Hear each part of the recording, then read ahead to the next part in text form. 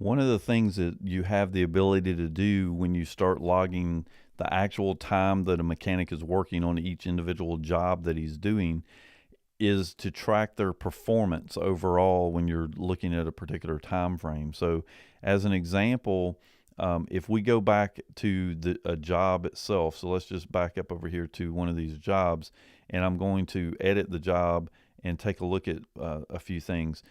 One thing that you need to be aware of is that if you use the flat rate option inside of Lizzie, you actually lose the ability to get performance information because you're not telling the system how much time they spent or how much time you're billing the customer. So we have an amount, approximate amount of time that they worked on the job, but we don't know how much time you billed the customer. So there's no way for us to calculate a percentage.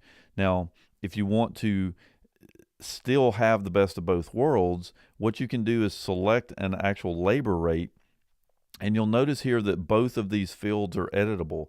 So if I enter in a time, Lizzie will actually, let's say I put in an hour, Lizzie will actually calculate the amount of dollars that we have in that work. So $80 an hour for 1 hour.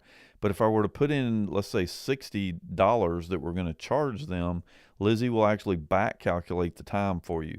So you can still enter the amount as if it were a flat rate, and Lizzie will still calculate out your time for you so that you can still get your performance information from the mechanics. Now, what will happen is when we want to actually run our report is that eventually when we're done with this job, we're going to select the completed button here.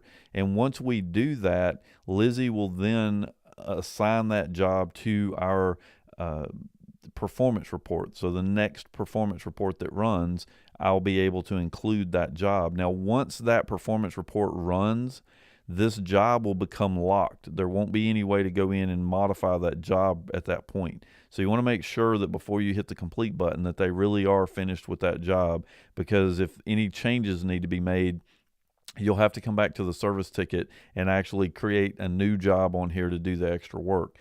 Because once they get paid, you can't go back and make any modifications to the amounts because it throws off the pay report. So to actually do a performance report, what we're going to do is we're in invoicing, we're going to go to reports, and we're going to come down here to our technician performance reports. So you can see we have sales performance reports, but right here we have our technician performance, and then we also have a tech sales performance. We'll run this technician performance.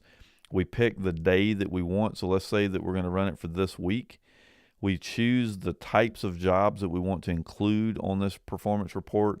If we want to run it for all technicians or all labor rates, then you can just leave these options set.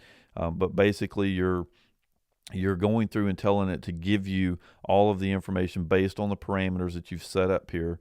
We're going to generate the report, and then Lizzie's going to come back with each of the mechanics that had logged time during that period of time, or the selected period of time, and what their performance numbers look like. Now, obviously, we're in a demo database at the moment, so these numbers don't look anything like the real numbers should, but you get the point. So now once you have this information here and you are ready to actually process that detail so that you can pay the mechanics based on these numbers, then you just select the process unprocessed items, and Lizzie will go out and tag all of those as processed. She'll allow you to download this to a spreadsheet, or you can print the report so that you can use it for your payroll.